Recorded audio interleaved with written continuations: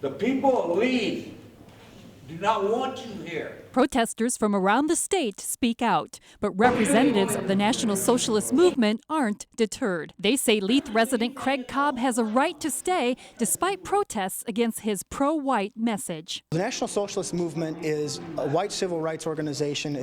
We represent white interests. You have the blacks have the NAACP, which represent black interests.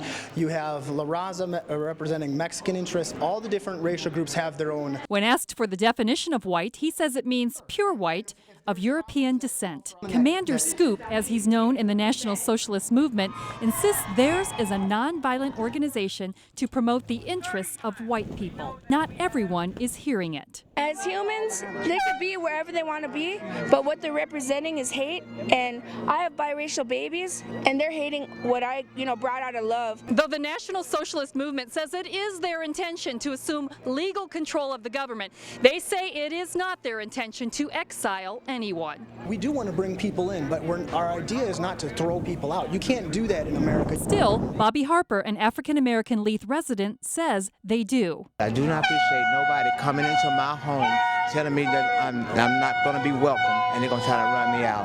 I was here first. The National Socialist Movement recognizes their beliefs aren't welcomed by everyone, but says not everyone disagrees either because, he says, they're not white supremacists. Rather, they're white civil rights activists. This in spite of hanging several flags with swastikas on them. A lot of people are afraid to come up and talk to us. We had a few people come up and speak with us, and we've got a few dozen of our people around here as well around the town. He says their political agenda, including closed borders and pro-environmentalism, appeals to many. Of the entire controversy, the person who started it all, Craig Cobb, says, Of course we want our people here, and they will come. In Leith for KX News, Barbara Sharp.